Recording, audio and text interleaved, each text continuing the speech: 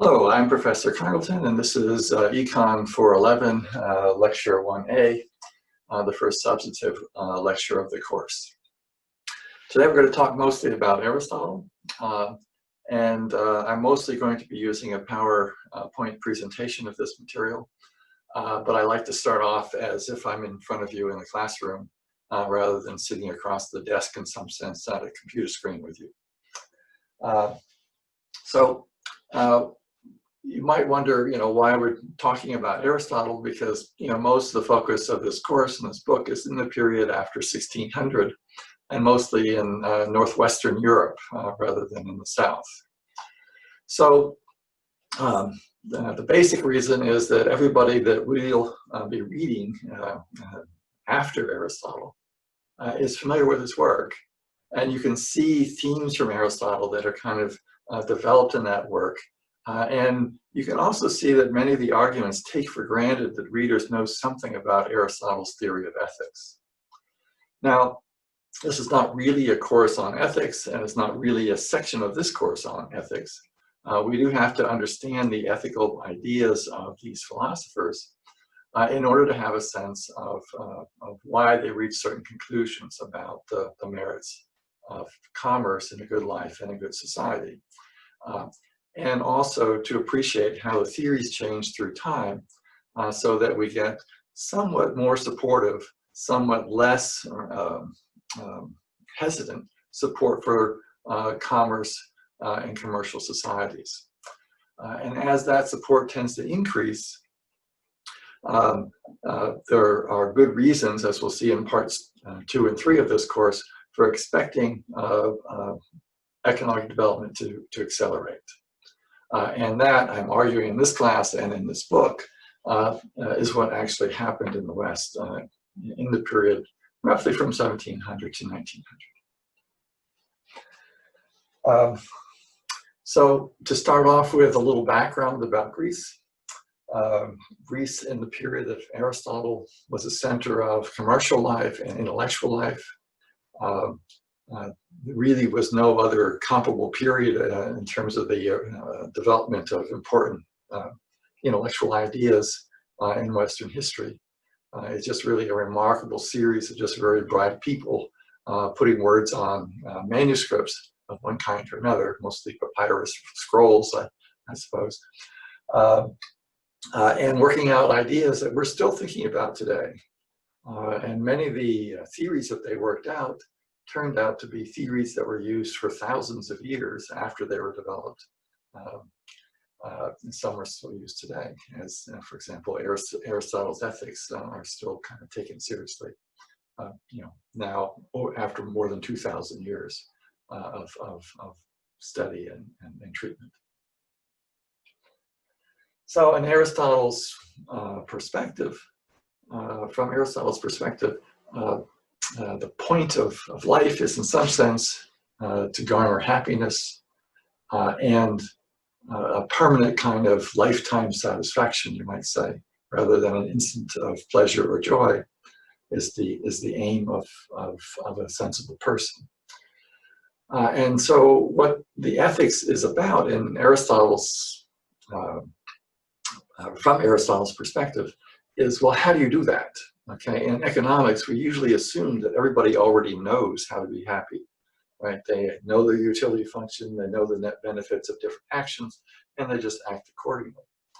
Aristotle does not take that for granted. He believes that people have to learn how to be happy.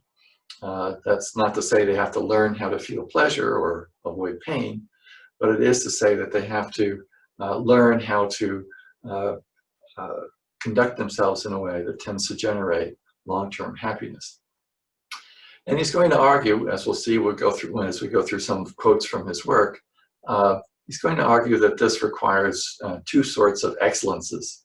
One is intellectual excellence, which comes from learning, what you're doing here in class, and the other comes from practice and moral excellence. So moral excellence comes from making decisions in your life that are moral decisions, that are virtuous decisions. And so you develop this propensity to think and act in a moral or virtuous way. And that generates what he calls moral excellence. And it's those two ingredients, he argues, that are the most certain way to lifetime happiness for human beings. And so at this point, I'm going to switch to the slides. So I'm going to. Okay, so now I have share screen working, and we're going to go through these PowerPoint slides, which I've given you kind of a taste of already.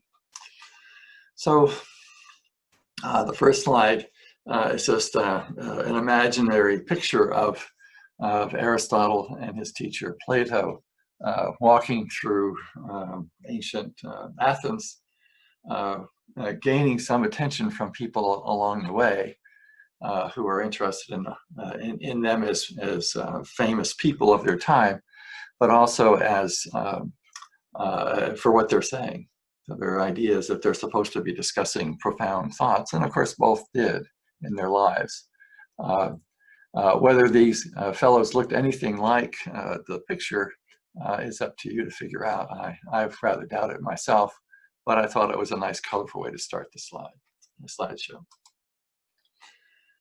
So to begin with, let's talk a little bit about why part one exists.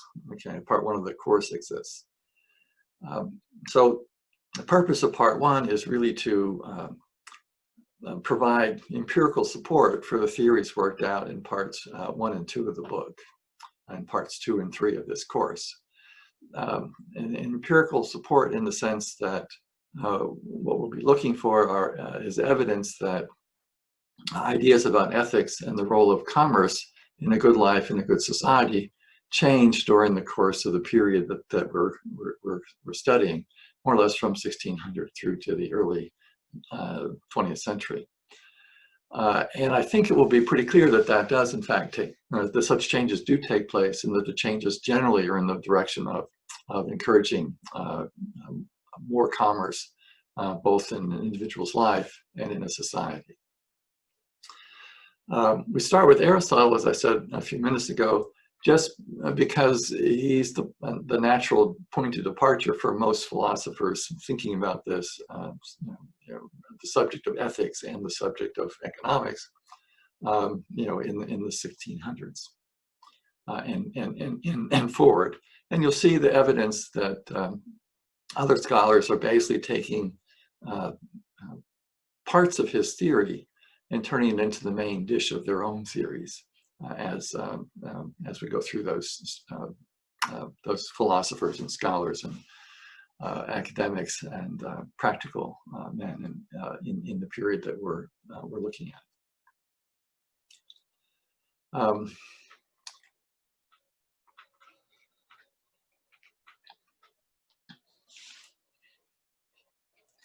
We move on to Aristotle.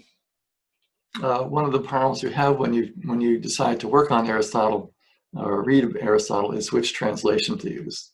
There are a whole series of these, at least a half a dozen good ones, ones that are widely used. And I decided to use one from the mid-19th century, partly because I wanted one that was free of copyright restrictions. There are some very nice contemporary translations that are very clear. And I was tempted to use one of those. However, I also thought that by focusing on a relatively early translation, we would get a better sense of what people in the 17th and 18th century and 19th century read of Aristotle, how they read him. The translation I chose is by a scholarly church official, and so it has a little bit of a Christian slant in it. However, I think the translation is pretty faithful. His choice of words differ somewhat from those of later translators, and I'm not sure whether to believe this translation or the others as being more accurate ways of capturing Aristotle's thought. But the differences are really small, and you would really have to be an Aristotle scholar yourself to have a real opinion about these matters.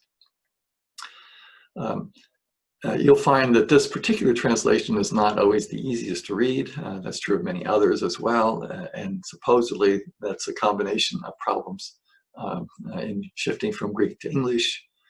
Some phrasing in Greek is difficult to transport directly into English, and so one has to kind of think of different ways of saying the same thought. And when you do that, of course, the meanings can shift a bit among translators. The other reason I chose this translation was that it was cheap. If you want to read it, you can get it on Amazon, from Amazon as a Kindle fairly easily. I recommend it for people who are going to write their term papers, for example, on Aristotle, or just for some reason find Aristotle to be interesting. So when is Aristotle writing? He's writing about 340 years before Christ was born. He founded his school 334 BC, called the Lyceum. Much of what he wrote was written after that, so say around 320 BC. And what we're focused on are two of his books. His book on ethics, his book on politics,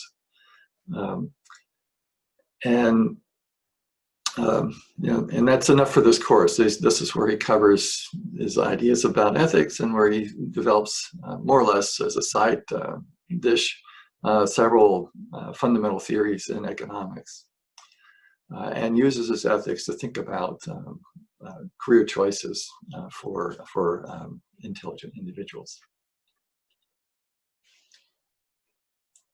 And for the most part, I'm going to go through some quotes from the translation that I've chosen, and because I think that for part 3, it's best that you hear at least many of the words right from the horse's mouth rather than my interpretations of those words. In the book, you'll see that there are interpretations of those words given following and before them, and I'm going to do the same sort of thing here in these mini lectures. The reason I do that is that there are aspects of their thinking that's revealed by the way they write. Any wording by me will shift slightly. And so if you see the original and see how I interpret it, you can see whether it seems reasonable or not. And if you disagree at the margin, that's fine. That's a sign of an astute student. On the other hand, if you think that what I've done is fair, then I've succeeded in what I'm trying to do, both in the book and in this review of the various authors we're going through. So there's several aspects of Aristotle's theory that we still take to be basically true, and it turns out to be parts of many other schools of thought, including some religious ones. Aristotle's writings affected both the development of Christian ethical theories and also Islamic ethical theories in the centuries after he wrote. So as I said in the introduction at the whiteboard, Aristotle is interested in a sense, the purpose of life, okay? At least a reasonable goal for a good life.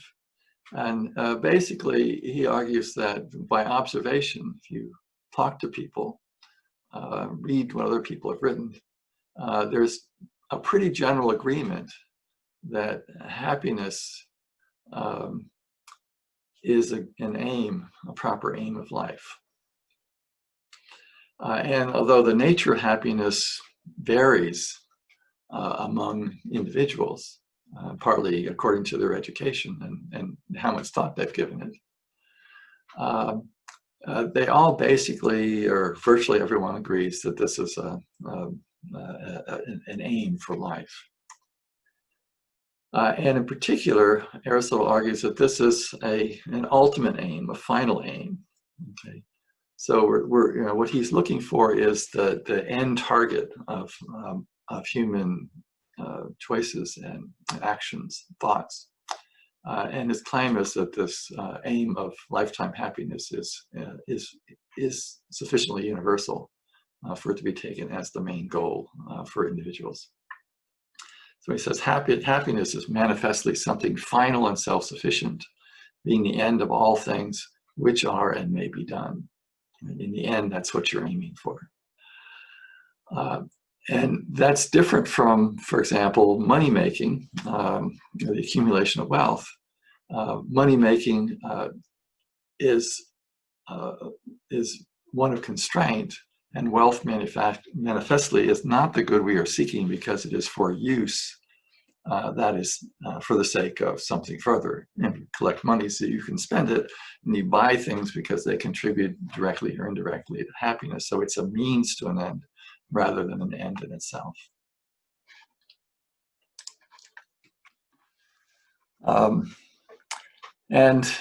So he's, given that he understands the goal in some sense, this lifetime happiness, he wants to understand, well, how does one become happy? And he's, again, motivated partly by observation. He looks around his community, finds people who seem to be content with their lives, happy in the way things have worked out. And one of the observations he makes is that this seems to be evident or true of people who are successful in their careers. So if you look at people in a sense, ordinary occupations who are happy, these are all people who have mastered their trade, you might say.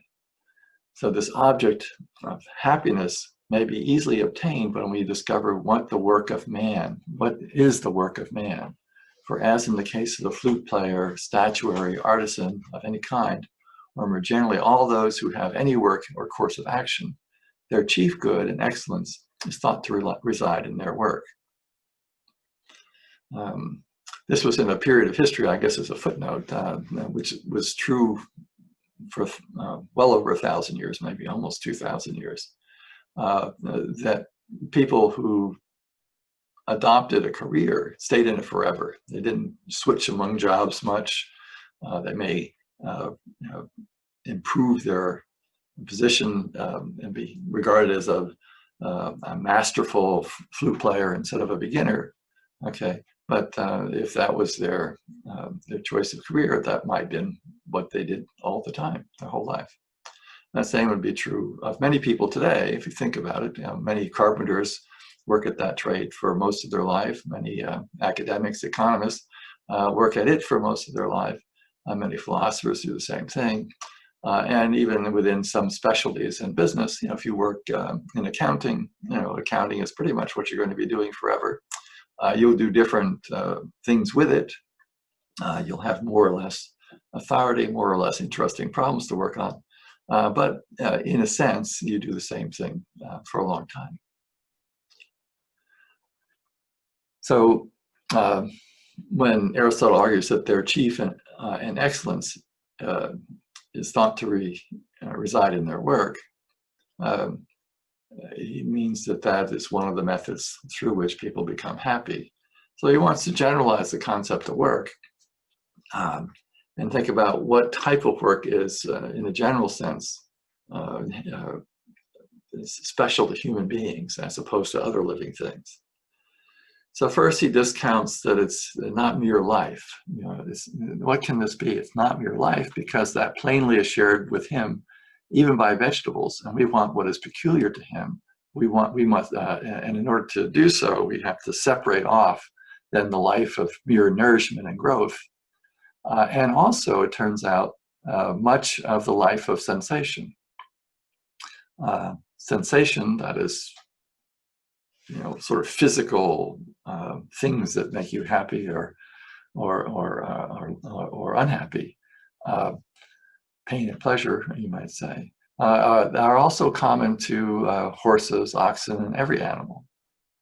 So what then is especially different? What is different about humans?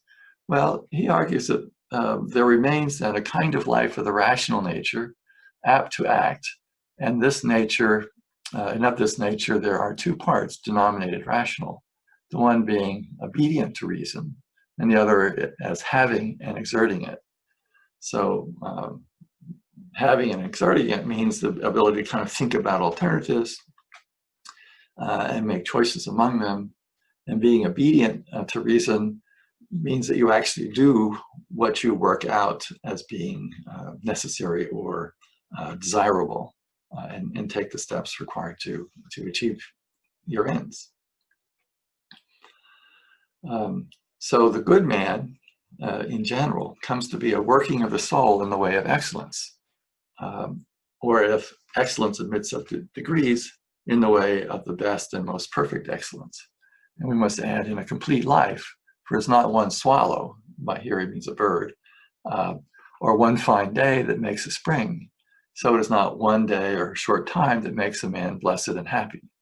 Let this then be taken for a rough sketch of the chief good, since it is probably the right way to give first the outline and fill in the details afterwards.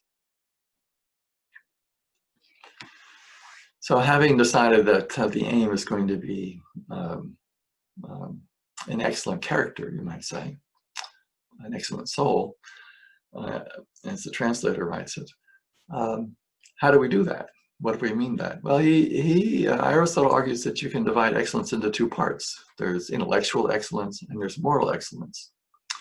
And intellectual excellence is basically something you acquire by study, right? From lessons learned from other folks.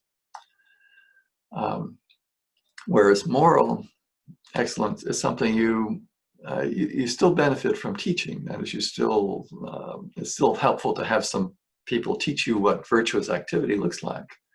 But you essentially develop it on your own once you understand things that are virtuous. If you choose to engage and practice those things, then you become virtuous yourself. You become habituated to thinking and behaving in a moral way. And then, as a kind of summary of what a moral person would look like, Aristotle goes on to say, in speaking of a man's moral character, we do not say he is a scientific or intelligent man, but a meek man, or one of perfected self-mastery. And we praise the man of science in light of his mental state, and of these, such as are praiseworthy, we call excellences. So the moral man is one of perfected self-mastery. He is meek, not in the sense of being shy and afraid, but meek in the sense of being self-disciplined and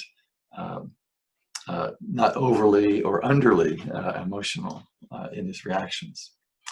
Whereas the man of science, the person of high intellectual excellence,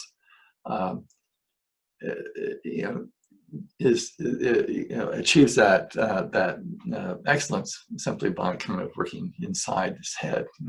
It's what he has, the knowledge he accumulates, as opposed to things that moral excellence, which you develop from experience, from practicing and internalizing.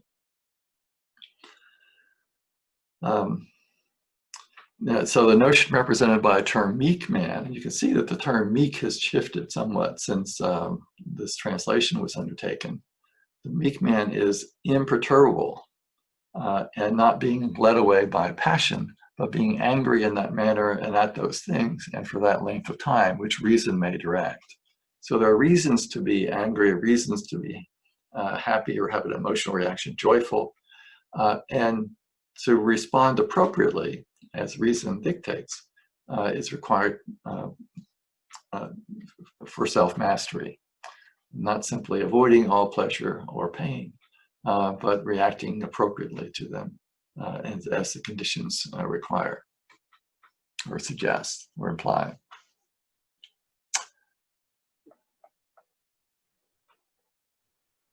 So too is it with the virtues, for by acting in the various relations in which we are thrown with our fellow men, we come to be some just and some unjust, and by acting in dangerous positions and being habituated to feel fear or cowardice,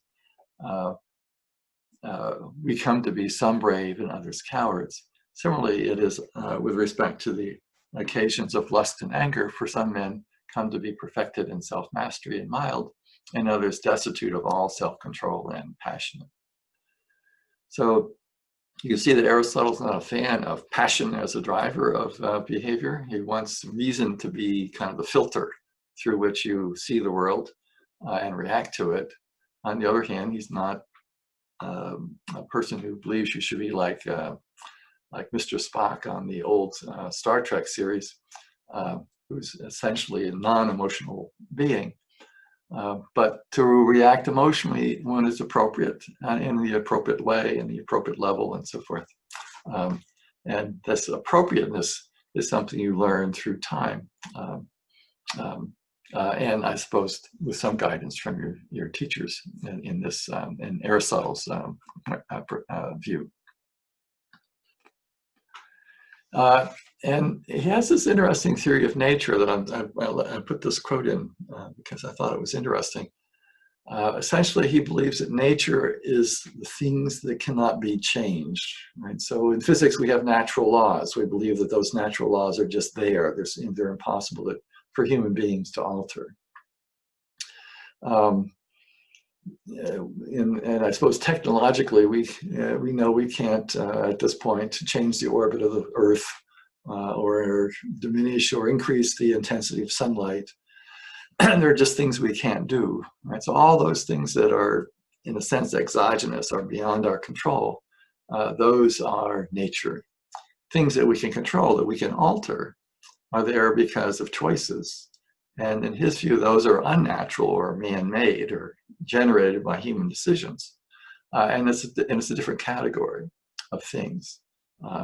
And the moral virtues are thus one of those non-natural, unnatural types of things, because it's the result of human choices. In fact, each individual's choices, one at a time, as they move through life.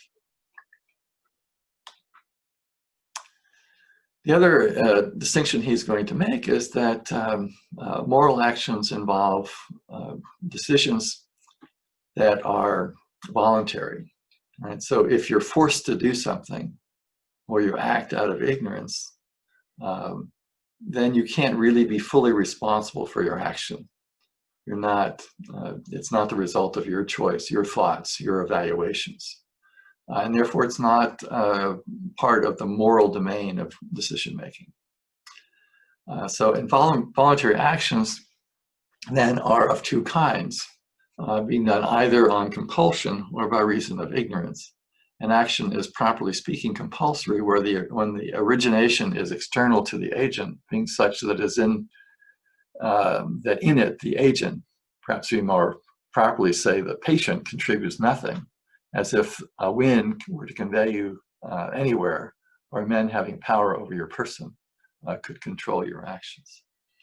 If this be so, then no other animal but man, not even children, can be said to act voluntarily. Children, because they are under the control to a significant degree of their parents, but also because they're not as knowledgeable about the world, and so they act from ignorance in many cases, especially when very young. So as a consequence, he's saying, okay, virtuous action, moral choice involves voluntary choices, right? So not all actions that you undertake are consequences of voluntary choice in this sense. And he also goes on to say that there are voluntary choices that have no moral relevance. And that is because they don't contribute to the development of virtuous dispositions. Right? So if a choice has nothing to do with virtue, does not help you to become more virtuous or less virtuous, then it's not a moral choice. Now, since that which is the object of moral choice is something in our own power, which is the object of deliberation and the grasping of the will, moral choice must be a grasping after something in our own power consequent upon deliberation, because after having deliberated, we decide, and then grasp by our will in accordance with the result of our deliberation. Well, this quote is really saying something about intent, right? So we're trying to, when we make a moral choice, you know, it has to be deliberate, something we do on purpose, and both the purpose and how we advance that purpose may have moral dimensions insofar as they affect our virtues, our dispositions. And then he goes on to talk about situations whether people are really responsible for their actions or not. We see that morally relevant ones are ones people are responsible for because they've made choices, right? They've evaluated things and made decisions. So furthermore, it is wholly irrelevant to say that, that the man who acts unjustly or dissolutely does not wish to attain the habits of those vices. For if a man wittingly does those things whereby he must become unjust, he is to all intents and purposes unjust voluntarily. He's unjust because he chooses a pattern of choice that tends to make him make his dispositions not just, unjust. And this applies even in cases where there's some natural predisposition to do certain things. Whether then we suppose that the end impresses each man's mind with certain notions, not merely by nature, but which is also somewhat dependent on himself, or that the end is given by nature and yet virtue is voluntary because the good man does all the rest voluntarily. So that's a somewhat tangled expression. That's partly my translator's fault, I think, but it is very likely to be true of Aristotle's original draft. Remember, you can't copy and paste. You can't edit very easily when you're writing in ink on papyrus, right? So you know, most of this stuff is just really first draft material. It's not polished in the way that your term paper, for example, will be when you turn it in at the end of the semester. So the last part I think is the most interesting, so that even if you're predisposed to act in a particular way, that type of action may tell you what your goal is. You may be hungry, for example. That's a natural disposition to somehow address your problem of hunger or thirst. But what he's saying is, well, even if you have that goal in your head that's there from nature, how you go about dealing with your thirst or hunger, that's something you control. All right. So you choose the means, even in the cases where you can't freely choose the ends, and the means often have effects on your moral dispositions. So as a kind of overview of Aristotle's theory of moral choice to this point, and you see for some reason happiness didn't cut across there, that's missing an S or two. We started with an idea that there should be some ultimate aim for life. Aristotle argues that it's happiness, lifetime satisfaction, a flourishing life, and something like that. And then he thinks about human nature. Human nature is a product of both, his idea about human nature is a product of both observation, right? I'm going to look, see how people behave, read about how people have thought about this issue, listen to people argue about it, and come to my own kind of decisions. And as a very bright and genius, really, person, his ability to kind of distill general principles from observations is terrific. It's really awesome. If you think of the range of things he did this for, not just ethics and politics, but all kinds of areas of human knowledge. So human nature, in his view, combines rational and irrational dimensions. The rational dimension is where moral choices come from, although you can also rationally choose other things. But irrational choices, if you want to call them choices, cannot be moral choices because they're not deliberate, they're not products of reason. Moral choices can generate virtuous dispositions or a non-virtuous disposition. Right? Either one is a moral choice. This would be a good choice, this would be a bad choice. And the end result of all these choices is a series of habits of mind and conduct, your character. that emerge over the course of a lifetime, or at least the first half of your life, say. And if you have generated moral excellence, that is one of the dimensions that will contribute to happiness. There are others as well. So you might make choices to invest in intellectual excellence, for example. You might make choices that generate some wealth for you, so you have some material comfort, so you're free from pain and suffering associated with starvation or thirst, and maybe have managed to avoid other kind of nasty events in your personal life. Such other choices also contribute to happiness. It's not just your moral excellence that does so, but it's an important subset of the things that you do develop that tends to produce happiness. So next time we're going to talk a little bit more about virtue-producing choices, so a little bit more of Aristotle's ethics, and then we're going to go off on applications of his reasoning to think about economic issues, to think about political issues, and that will finish up Aristotle for this course. So I think we'll be through in 2 lectures.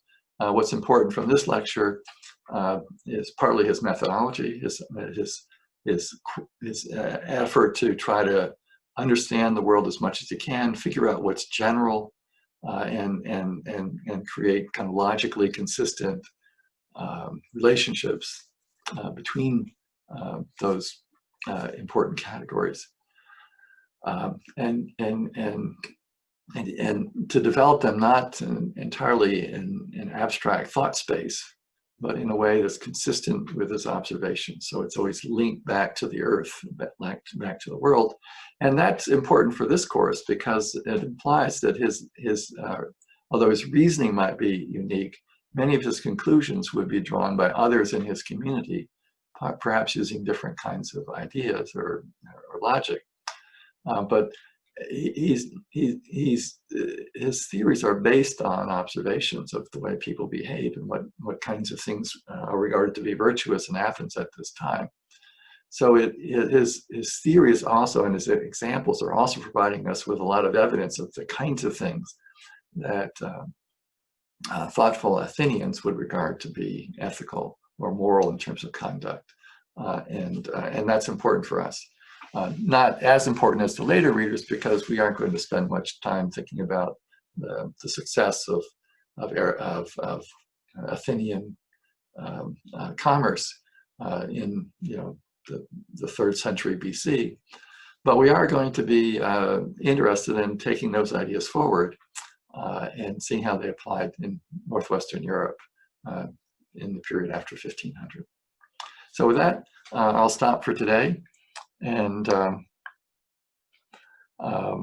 we'll take up Aristotle Part 2 next time.